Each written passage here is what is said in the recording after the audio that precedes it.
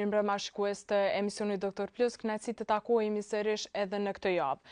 Meqense mungesa e banave ka qenë një nga shqetësimet kryesore të qytetarëve, sonte do të diskutojmë të gjitha, se cilat janë banat që mungojnë, pse po ekziston ky problem dhe a është ndërmarrë diçka me këtë. Për të diskutuar rreth këtyre shqetësimeve dhe shumë gjëra të tjera, kam kënaqësinë ta kem në studio nënkryetarin e udhës farmaceutike Astrid Haxhioha. Astrid, faleminderit shumë që je pjesë e emisionit Doktor Plus. Faleminderit juve për ftesën. Në vazhdimsi po ka ankesa që po ka mungesë të banave, po së fundmi është bërë edhe një buje madhe, duke sa i përket shqetësimit edhe ankesave të qytetarëve. Si e komentoni këtë? Fillimisht më lejoni të sqaroj në mënyrë kronologjike apo në mënyrë racionale që të kuptohet më mirë edhe prej qytetarëve apo edhe prej publikut. Në korrik të vitit 2023, nga Kuvendi i Republikës Kosovës është miratuar ligji për unifikimin e çmimeve të barnave, edhe pse ky ligj ka qenë i mirëpritur prej komunitetit farmaceutik, se jemi duke pritur tash 20 vite. Ky ligj fillimisht është planifikuar që të zbatohet në janar të vitit 2024, mirë po për shkak të çështjeve teknike nga Ministria e Shëndetësisë është shtyrë më tutje. Rrjedhimisht më tutje me datën 24 dhjetor të vitit 2024, Ministri i Shëndetësisë nxjerr një vendim, pra një vendim të tepër të gutshëm edhe një vendim tepër të gabuar, në të cilën në brenda këtij vendimi të gutshëm, këtë rast edhe të kundërligjshëm, nuk është koordinuar as pak me komunitetin farmaceutik. Me këtë vendim të cilin e ka marrë Ministri i Shëndetësisë, e ka sjellë një situatë tepër alarmante dhe një situatë të cilën e shihni edhe ju sot. Si pasojë e këtij vendimit, ne vazhdimisht e kemi paralajmëruar pra Ministrin e Shëndetësisë, jo Ministrinë, pra të ndajmë këto lloj dy gjërat, sepse ne nuk kemi probleme me Ministrinë e Shëndetësisë, por me Ministrin në këtë rast. Kemi paralajmëruar që formati i gabuar, pra i cili është marrë vendimi me 24 dhjetor dhe të filloj së zbatuari me një shkurt, pra që nënkupton 8 ditë para zgjedhjeve, ka qenë tepër e gabuar edhe tepër e gutshme. Dhe duke parë një gjë të tillë, ka ardhur edhe kjo situatë të cilën ne kemi paralajmëruar, mirë po Ministri i Shëndetësisë ka vendosur që të veprojë kokën veti, pra pa u koordinuar, pa bashkëpunuar, edhe pse në paragrafet e kompetencave të odave thotë që duhet bashkëpunoj për përcaktimin e çmimeve.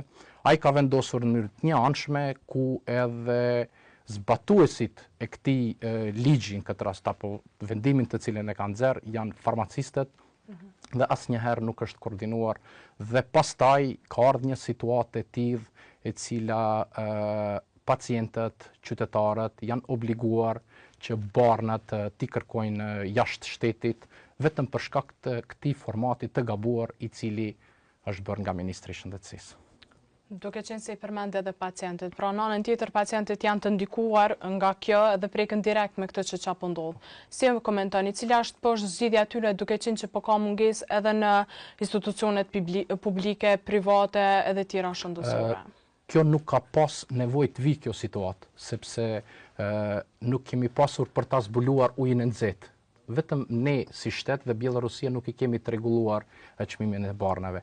Mirë po, ky formati që mund duke menduar se mund të përfitoj për fushat personale, elektorale, e ka ardhur para një mendësi e tillë, e ka pru këtë situatë. Që pacienti me shku barnat esenciale, nuk po flasim barnat që janë për më të komplikuara, flasim barnat esenciale sikur glukoza, nacel. Pse të vi një gjë e tillë, kur një koordinim me komunitetin farmaceutik që janë zbatuesit të këtij ligji, një bashkëpunim, një komunikim, një takim, asnjë lloj takimi. Edhe pikërisht për këto edhe ka ardhur kjo situatë e tillë, e cila vazhdimisht ende kemi ankesat, pra jo vetëm prej qytetarëve, prej farmacistëve, prej barnatorëve, kemi ankesat edhe prej të gjithë profesionistëve të tjerë shëndetësor, sepse përveç që është ankesë për mungesë të barnave, kemi ankesë edhe mos furnizim nga depot farmaceutike të cilat nuk i furnizojnë barnatorët për shkak këtij formati të gutshëm dhe të gabuar apo dhe të kundërligjshëm nga Ministri i Shëndetësisë. Dëshiroj të pyes pse nuk keni komunikim me Ministrinë e Shëndetësisë dhe pse po mendon që kjo është bërë në kohë fushate? Ne kemi komunikim me Ministrinë e Shëndetësisë, po nuk kemi komunikim me Ministrin e Shëndetësisë. Vendimet në të cilët janë marrë nga politika të gabuara të Ministrit të Shëndetësisë, sepse në të kaluarën e kemi pasur marrëdhëniet si komuniteti kemi pas marrëdhënie tepër të mira me Ministrinë e Shëndetësisë. Mirë po, me Ministrin e Shëndetësisë nuk e di, mirë po çfarë mendësie të vjen një situatë e cila për shkaqet e zgjedhjeve të vjen një situatë cila pacienti mu obligu me marrë barnët me dalë me marrë jashtë shtetit. Pse me ndodh një gjë e tillë? Ka një periudhë kohore, koordinim, lihet një periudhë kohore, ne kemi bërë edhe pyetësor për këtë, dhe të gjitha përgjigjet të cilat i kemi marrur apo të cilat i kanë të zhvilluara Shtetet e Bashkimit Evropian, ka një periudhë kohore 6 muaj, 1 vjet që paralajmërohet.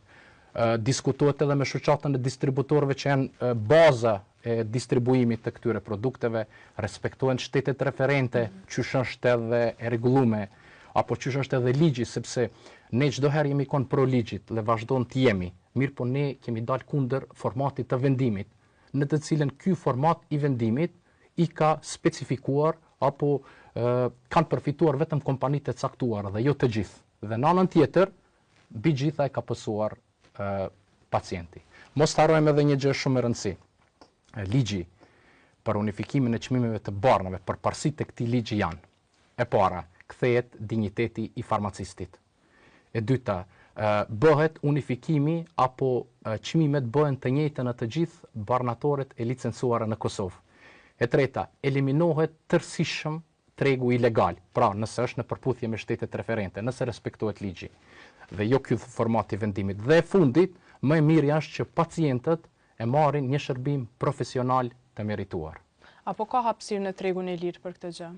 Po në formatin e tillë, unë mendoj që duke i parë raportet e doganës, sepse ne kemi një memorandum bashkëpunimi me doganën, ende ka, mirë po ne jemi për me ndalu një gjë të tillë, mos ketë treg ilegal. Tregu ilegal ndalohet nëse respektohet metodologjia e përcaktimit çmimit sikur shtetet referente. Në këtë rast, vendimi është i kundërligjshëm, nuk është në përputhje me ligjin. Pra, nuk mund të jenë çmimet më të shtrenjtë në Kosovë se sa në Shqipëri, apo edhe kundërta. Po çmimet duhet të jenë parafërsisht të njëjta. Edhe pastaj mbi këto paragrafet e vendimit, pra ka dhe paragrafet të cilat i ka detyruar ose i ka obliguar barnatorët të vendosin çmimet në stokun, në të gjithë stokun aktual. Pra edhe ti nëse i ke marrë më herët me një çmim më të lirë apo më të shtrenjtë, duhet ta shesësh ose më lirë ose më shtrenjtë, parë që nuk është korrekte dhe e fundit nuk është në përputhje me asnjë lloj ligjit aplikueshëm në Republikën e Kosovës.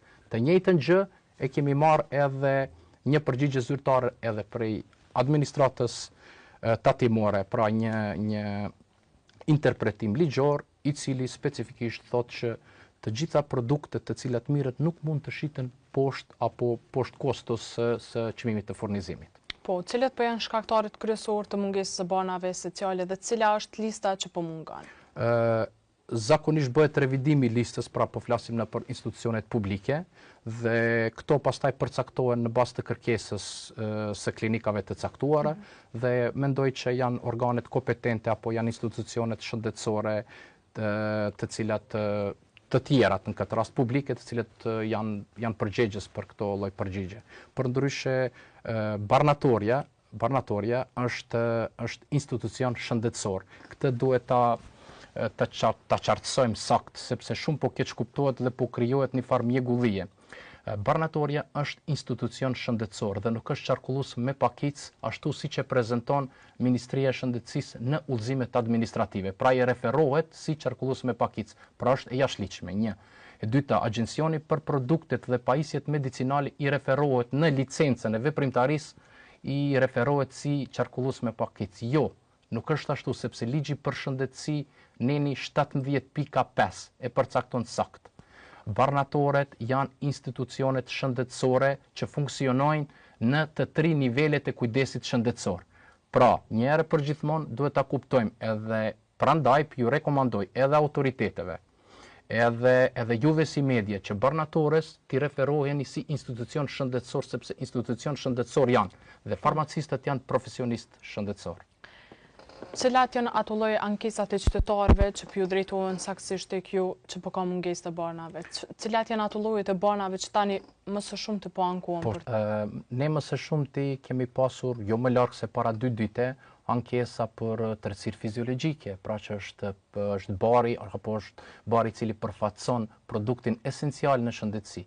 Por përveç këtyre produkteve, edhe produktet për hipertension, të cilët nuk kanë paralele pra të regjistruara në Agjencionin për Produkte dhe Pajisje Medicinale, kurse në anën tjetër këto përshkruhen prej mjekëve dhe pastaj si pacient obligohet që ta kërkoj ashtu siç ma ka përshkruar mjeku në raportet specialistike apo në një recept. Cilat po janë vendet që tash janë duke u drejtuar qytetarët për të blerë banat esenciale?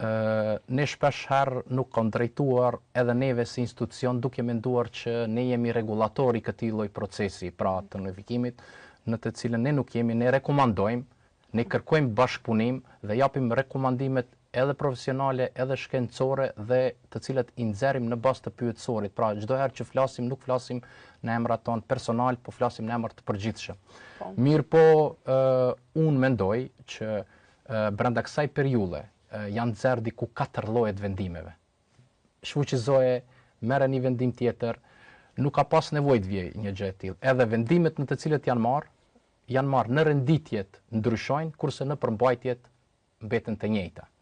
Unë ende po çuditem, si ka mundësi atëherë kur është bërë, pra me 24 dhjetor kur është bërë edhe vendimi për çmimin e barnave, del një ministër dhe thot interpreton çmimet, jo interpreton, po keq interpreton çmimet, edhe i kategorizon farmacistët sikur keq përdorues të çmimeve të larta, duke thënë që ne do t'i 10 fishojmë, pra do të ulim 10 fish çmimet në të cilën i kanë mediat e kanë verifikuar që nuk është ashtu, pra nuk janë bërë ato ulje të çmimeve, vetëm për shka që kjo periudhë e fushatës mund të bëjmë diçka te kjo pjesë, edhe rezultatin e ka marrë më në fund, dhe përveç kësaj deklarat tjetër, pra në vend se me dalë të qytetarët përmes sharu, që po shkon, sepse është një proces jetik, si po shkon procedura.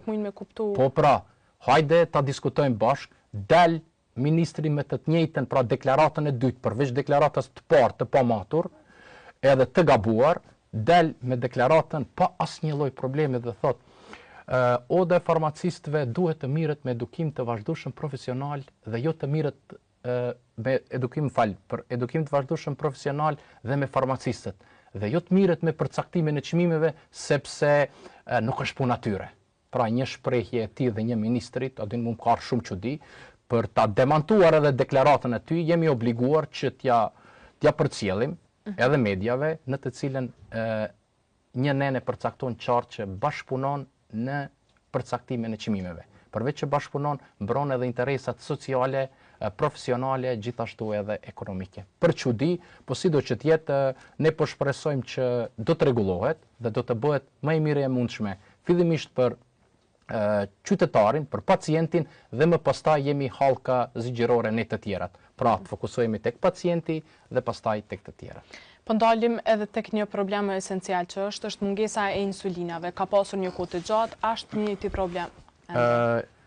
Pjesa e insulinave ka qenë mungesë dhe ka qenë një temë diskutimi në të kaluarën për disa probleme teknike të cilët i kanë pas institucionet publike, që mendoj që kjo si tema i takon atyre dhe nuk kam informacion për këto proceset e operatorëve ekonomik për formatin në të cilën ne kemi pas edhe pjesën e temës insulinave. Po a janë institucionet shëndetësore të përgatitura për krizën pra ndaj banave esenciale? Po e thash edhe më herët, janë institucionet publike, adin të cilët i përfaqësojnë dhe mund ta japin një përgjigje për këtë, pasi nuk jam kompetent edhe unë flas çdo gjë të cilën unë jam kompetent edhe unë kam informacionet që kanë të bëjnë me farmacistin edhe me barnëtorin. Po, prandaj ju si shoqat çfarë ndikimi keni? Ne si ode farmacistëve zakonisht japim rekomandimet që listat të zgjerohen, pra që pacientat t'i kenë të mbuluara sikur marrjen e insulinave, sikur vaksinat, po edhe të gjithë produktet tjerë esencial që qytetarët t'i marrin falas në barnatoret publike dhe jo vetëm të shkojnë t'i blejnë në barnatoret private. Edhe një gjë është shumë e rëndësishme. farmacisti nuk është që duhet përfshihet vetëm në barnatore. Farmacisti përveç që punon në barnatore dhe është një pikë shumë e rëndësishme për këshillimet profesionale, farmacisti është edhe një urë kontakti midis pacientit edhe profesionistit shëndetësor, duke filluar jep këshillat për mënyrën e përdorimit, jep këshilla për ndonjë mekanizëm të veprimit se si duhet veprojë një bari, pastaj për efektet anësore të tyre, dozimin, përdorimin racional të barnave dhe pikërisht për këtë ky unifikim ka qenë shumë i mirë pritur prej neve, që dalim dhe ta shfaqim pjesën profesionale dhe jo ta diskuton pacienti me farmacistin sa kushton ky produkt, po ta pyet a keni mundësi të na sqaroni si vepron ky bari në organizëm. Pra, ç'a duhet të them me këtë? Farmacisti jo vetëm po flas çdo herë si kanë referencat e shteteve të bashkimit, pra shtetet e zhvilluara të bashkimit evropian, farmacisti është i përfshirë në Ministrinë e Mbrojtjes. Që do të them që kemi baza ushtarake në të cilën krijohen helmet. Dhe farmacistët dhe toksikologu janë përgjegjës dhe kompetent për këtë. Kemi Institutin e Shëndetësisë Publike në kuadër të qendrës klinike universitare. Ky institut patjetër duhet të ketë një farmacist, sepse ne jemi dëshmitar të gjatë kohës apo gjatë periudhës së pandemisë, kur kanë dalë llojet e vaksinave, për të sqaruar mekanizmin e veprimit, për të krijuar ai sistemi imunitar dhe për të krijuar ato antitrupat, cilat llojet vaksinave, kush është kompetent për këtë, atëherë ne mendojmë që u dashur farmacisti del dhe të jep sqarimet lidhje me këto. Pastaj e fundit krejt, farmacisti duhet përfshihet edhe në këto agjencionet të cilat janë antidoping, se vetëm farmacisti e bën publikimin e listave të substancave të ndaluara për pjesën e sportistave.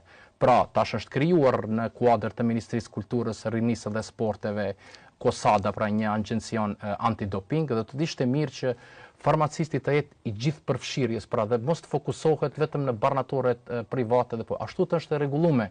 Pavarësisht çfarë do që dojmë të bëjmë, ashtu të është rregulluar në për të gjitha shtetet. Çfarë po ndodh me shtesat ushqimore, pra që po blejnë qytetarët, sepse po shohim që ata po blejnë edhe online?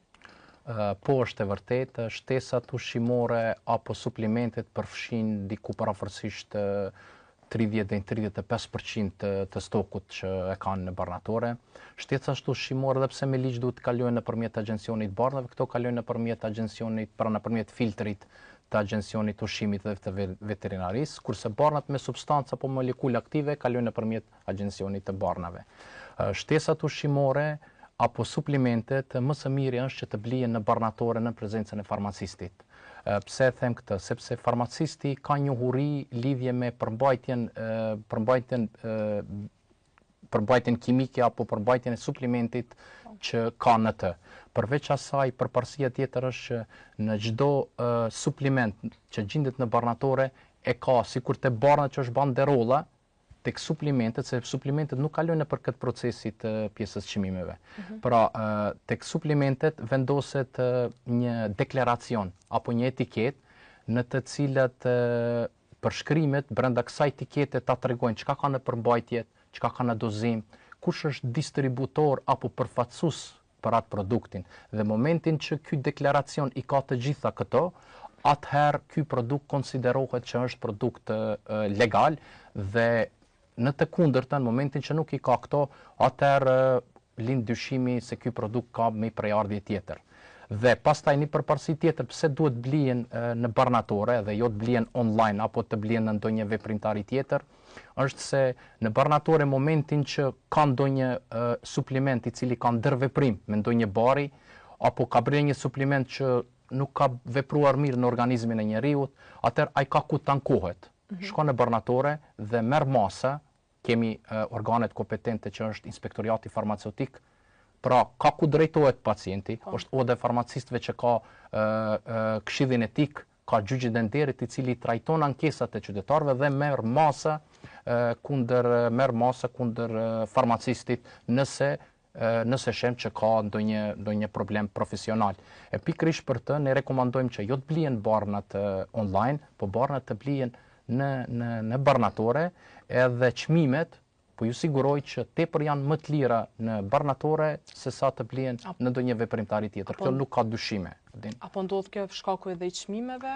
Jo, kjo ka ndodhur edhe në të kaluarën edhe pa u kon unifikimi i çmimeve, mirë po ne duhet të specifikohemi qartë që suplimentet apo shtesat ushqimore më së miri ti rekomandon farmacisti. Edhe ti tregon si përdoret, sa duhet, edhe biles paku edhe mund t'i rekomandoj t'i bëj analizat për matjen e vitaminave, mineraleve dhe pastaj në bazë të asaj, bazë të vlerave referente, t'i përcakton edhe farmacisti cilat llojet e suplimenteve mund t'i përdorish dhe të mos përdorim një diçka që të panevojshme. Të ndalemi edhe në fund tek pjesa e çështjeve të specialistëve të farmacistëve. Çfarë ndodh? Si ka mbetur kjo çështje? Po, kjo problematik është kogja e gjatë sepse në Kosovë kemi diku parafërsisht mbi 50 specialistë të farmacistë, duke filluar prej farmacistëve klinik, duke filluar prej hulumtimit dhe kontrollit barnave, pastaj toksikolog dhe të tjerat. Ministria e Shëndetësisë na ka sponsorizuar të gjithë specialistëve me vlerë mbi €500.000 për të përfunduar në këto specializimet dhe pastaj të sistemohemi në për klinikat të japim ato në të cilën jemi subvencionuar. Farmacisti klinik duhet përfshihet në çdo lloj klinike në qendrë klinikë universitare. Pra, jo vetëm në ÇKUK, por në të gjitha rajonet ku janë spitalet. Një. E dyta, kanë përfunduar edhe specializimet e hulumtimit dhe të kontrollit barnave. Atyre i duhet vendi në agjencionin e barnave ku është departamenti për kontrollin e cilësisë. Në agjencionin për produkte dhe pajisje medicinale. Toksikolog tash është bërë një hap pra në qendrën klinike, po presim edhe specialistët tjerë të sistemohen dhe jo të bëjmë politikat e gabuara sikur që është bërë. 30 specialistë të farmacisë klinike kanë përfunduar, e thash edhe më herët, janë sponsorizuar dhe pastaj Ministria e Shëndetësisë, Ministri i Shëndetësisë i ka lënë jashtë të gjitha këta dhe ka hapur konkurse tjera duke i thirrur si kuadro deficitare. Pra kuadro mungesë, mi sponsori përsëri mi subvencionu, kurse 30 të tjera presin jashtë për të sistemuar në qendrën klinikë universitare. Përsëri edhe kjo e gabuar. Pra mendoj që nuk është problemi vetëm i unifikimit çmimeve specialistave të farmacisë. Kemi probleme edhe me kujdestaritë e barnatoreve. E dini shumë mirë çu ka qenë ky problem, lidhje edhe diskutimi a është kompetent Komuna e Prishtinës apo është kompetent agjencioni i barnave, që edhe ne si komunitet apo si ode farmaciste kemi met një farë pozitet pa lakmueshme, a me përkrah këtë, a me përkrah këtë. Kurse në të njëjtën kohë del para parlamentit, pra para kuvendit Kosovës, del ministri thotë unë e kam në tavolinë, vetëm po pres zyra ligjore të ma konfirmoj dhe kujdestarit apo udhëzimi administrativ për institucionin shëndetësor barnatore, ku përfshin edhe kujdestarit, do të bëhet në nivel të përgjithshëm dhe jo lokal, që ne po pajtojmë plotësisht që kujdestarit duhet të jenë në përgjithësi të njëjta për të gjitha qytetet dhe jo në qytetet e caktuara. Mirë po, prit mos po bëhet një gjë e tillë, pra edhe me këtë kemi problem. Kemi problem me shkollim specialistik. Kemi problem me udhëzimin administrativ për receta. Çka ka të bëjë me sektorin e farmaceutik, ne kemi e çfarë problemi ka ai personalisht, ajo është mbetet në ndërgjegjen e vet. Mirë po ne po kemi dëshirë që pacienti dhe qytetarit përfitojnë mbi gjitha dhe më pastaj të tjerët. Së fundmi, a keni ndonjë mesazh drejtuar Ministrisë së Shëndetësisë apo ministrit? S'kemi asgjë kundër Ministrisë së Shëndetësisë, po vetëm jemi kundër Ministrit të Shëndetësisë me politikat e gabuara të cilat i ka bërë dhe vazhdon t'i bëj. Faleminderit shumë për këto këshilla dhe informacione që për shikuesit tanë. Shikues të nderuar, kaq kishim sa i përket këtij emisioni. Mos harroni të na ndiqni në faqet tona kryesore. Natën e mirë dhe mirupafshim.